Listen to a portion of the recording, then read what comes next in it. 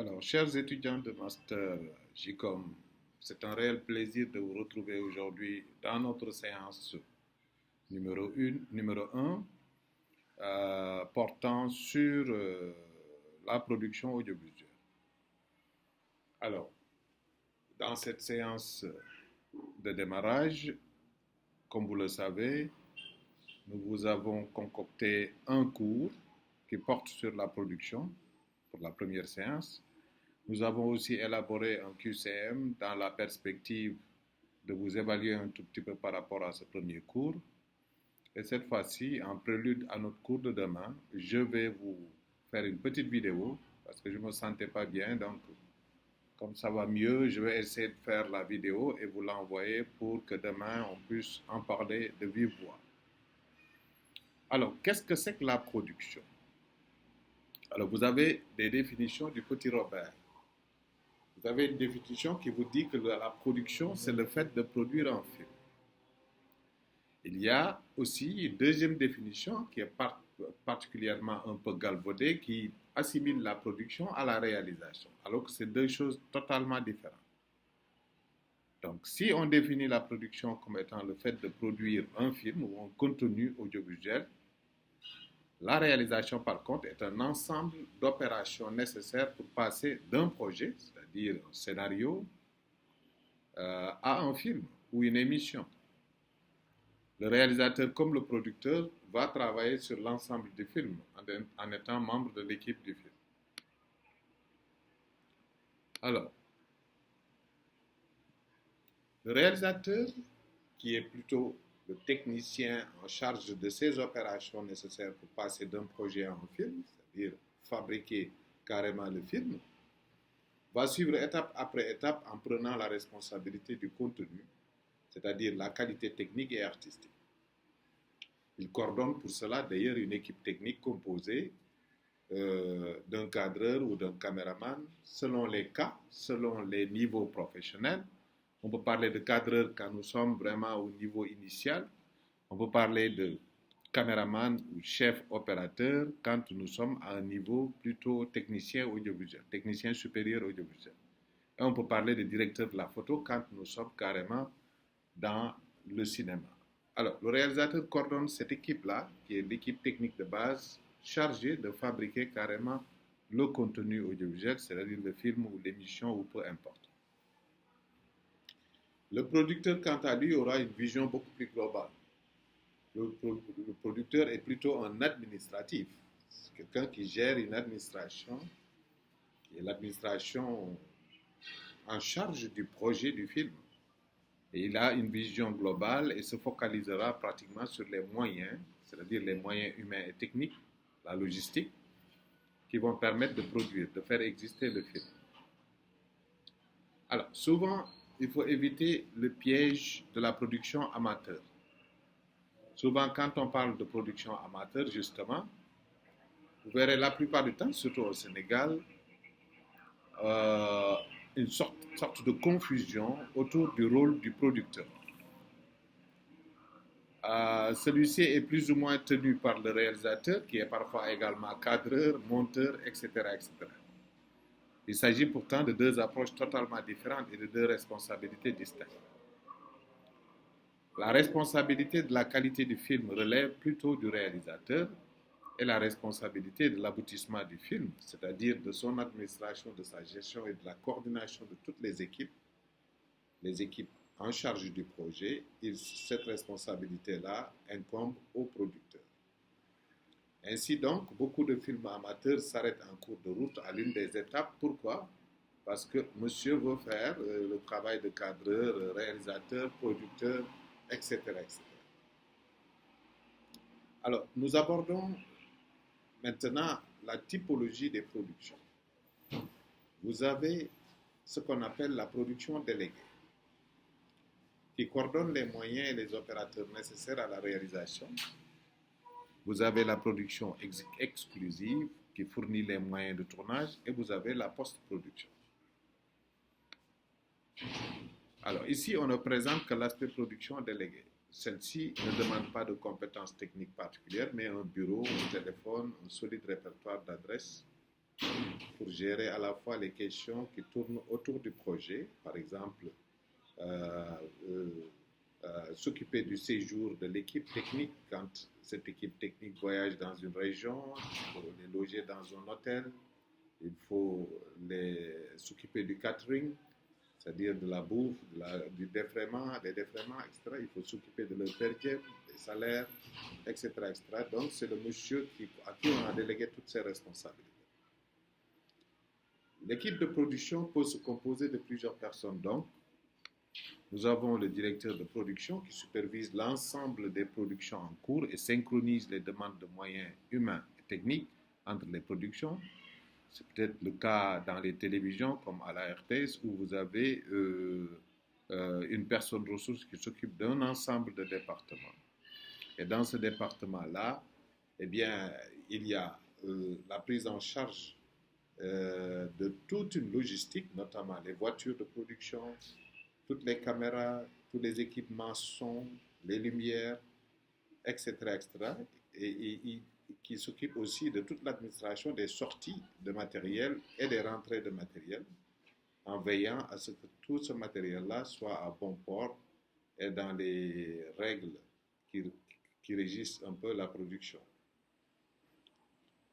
Alors, nous avons ce qu'on appelle le producteur qui s'occupe d'un film ou d'une émission particulière. Il est responsable de son arrivée à bonne fin, c'est-à-dire quelqu'un qui accompagne une équipe de production sur le terrain. Ça peut être un journaliste des fois à qui on délègue les fonctions de producteur parce qu'il représente la chaîne, par exemple, dans une couverture audiovisuelle d'un meeting ou quelque chose comme ça.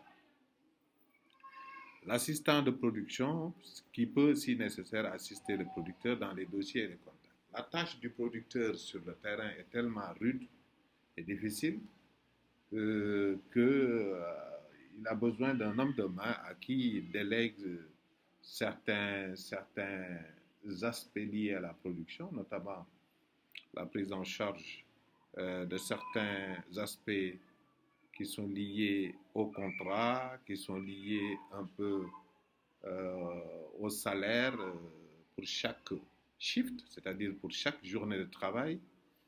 Et de ce point de vue-là, il a besoin donc d'un assistant qui l'épaule dans cette tâche-là.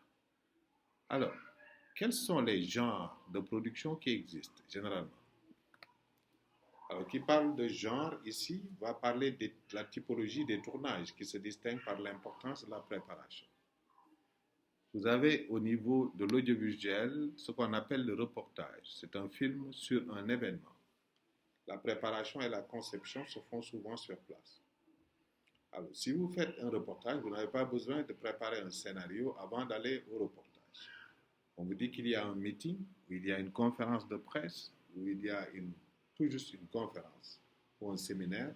Vous y allez et vous documentez le séminaire. Et une fois de retour, vous travaillez sur ce qu'on appelle un scripting qui vous permet de rédiger un peu le texte narratif portant sur le reportage. Vous avez en dehors du reportage, vous avez ce qu'on appelle le documentaire, qui est un film plus élaboré sur un thème donné. La préparation se fait souvent en 2 étapes, le synopsis et le scénario. Donc, outre le reportage et le documentaire, vous avez ce qu'on appelle le plateau. Ça peut être un magazine, ça peut être une émission simple de plateau, l'émission débat, ça peut être un entretien avec 2 personnes. Cette fois-ci, le tournage se fait avec plusieurs caméras, de 2 à 3, 4, 5 caméras, selon les nombres de personnes présentes sur le plateau. Une équipe complète est nécessaire, donc vous avez tout ce qui est présentateur TV, vous avez des scripts, vous avez, si vous voulez, tout ce qui est maquilleur ou maquilleuse, vous avez tout un tas de cadreurs qui s'occupent de chaque caméra individuellement, et vous avez l'équipe régie qui est à côté et qui, si vous voulez, pilote le projet techniquement parlant. La fiction par contre, nous sommes dans un genre totalement différent. Il s'agit d'un film tourné plan après plan. Vous savez, à partir du moment où vous avez un projet, Ce projet-là fait l'objet d'une écriture, ce qu'on appelle le scénario. Il y a plusieurs genres d'écriture. Il n'y a pas une écriture, il y a plusieurs écritures. Vous avez des écritures documentaires, vous avez des écritures de fiction, vous avez dans la fiction ce qu'on appelle des films de type dramatique, vous avez des films d'auteur, hein, vous avez aussi des portraits, etc., etc. Vous avez plusieurs formes d'approche d'écriture. Et dans l'un et l'autre cas, il faut écrire le concept sous la forme d'un scénario. Ce scénario fait l'objet de ce qu'on appelle un découpage technique une fois que le scénario est validé. Ce découpage technique prend en charge à la fois les éléments visuels descriptifs et les éléments sonores descriptifs aussi, du son, des sons qui sont pris en charge dans le film.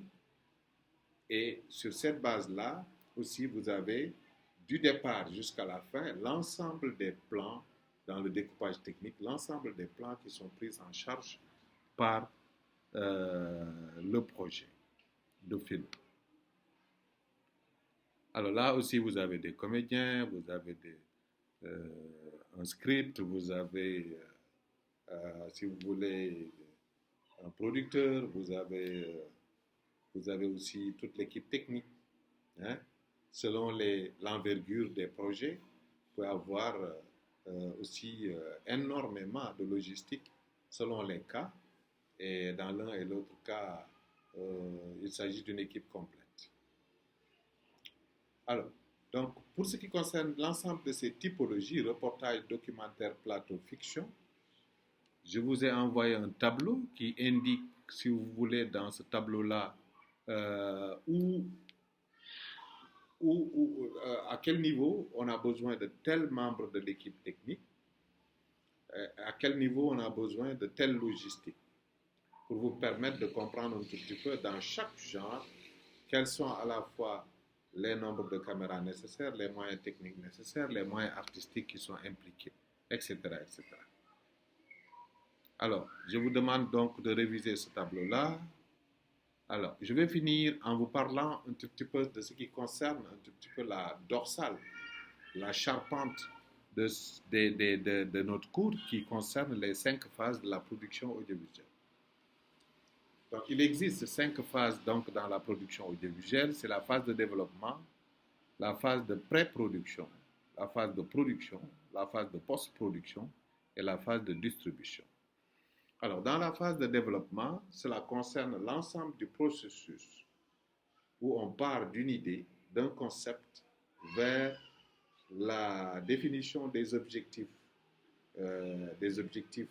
par rapport à notre projet et jusqu'à l'élaboration d'un scénario complet. Durant ce processus, on a des éléments qui accompagnent l'écriture, notamment ce qu'on appelle la note d'intention. Nous avons ce qu'on appelle le synopsis qui accompagne la phase d'écriture jusqu'au développement du scénario complet. Et vous avez toute une phase qu'on appelle la pré-production. Donc, on a un scénario que l'on découpe, donc plan après plan. Et là, nous avons tout un travail à faire sur ce qu'on appelle les repérages. Nous avons tout un travail à faire quand nous sommes concernés par la fiction dans ce qu'on appelle le casting. Nous avons tout un travail à faire dans cette partie-là pour ce qui concerne l'ensemble de la préparation pour aller vers définitivement un tournage dans les meilleures conditions possibles. Et ensuite, maintenant, le tournage lui-même qui concerne l'ensemble de la post-production où nous définissons un plan de travail, nous accompagnons toutes les équipes en tant que réalisateur ou en tant que producteur, nous accompagnons toutes les équipes dans le sens de mener à bien le projet de manière à ce que tout se passe bien. Malgré certains impondérables qui ne manqueront certainement pas de se poser tout le long du cheminement. Et une fois que le film est tourné et mis en boîte, ce film-là fera l'objet de ce qu'on appelle le montage et la post-production. Il y a le montage des images, il y a le montage des sons et il y a tout ce qui est mixage et tout le travail, notamment de l'habillage du film sur le plan sonore, sur le plan musical et sur le plan aussi graphique. et des illustrations possibles à ce niveau. Et donc, votre film est prêt à la fin de la post-production. Il fait l'objet soit d'une diffusion dans un festival ou il s'intègre dans un réseau où on le fait parcourir un itinéraire où il sera vu dans plusieurs endroits à l'intention justement de construire un modèle économique dans le cadre d'un processus qu'on appelle la distribution. De plus en plus, d'ailleurs, on parle de e-distribution, c'est-à-dire une distribution qui s'articule autour d'Internet et des réseaux sociaux à l'intention de toucher un maximum de public à l'échelle globale. Alors, je m'arrête là pour aujourd'hui et je vous envoie de suite la vidéo en espérant que demain, on pourra éplucher de manière plus détaillée tous ces aspects concernant l'introduction à la production audiovisuelle. Je vous remercie.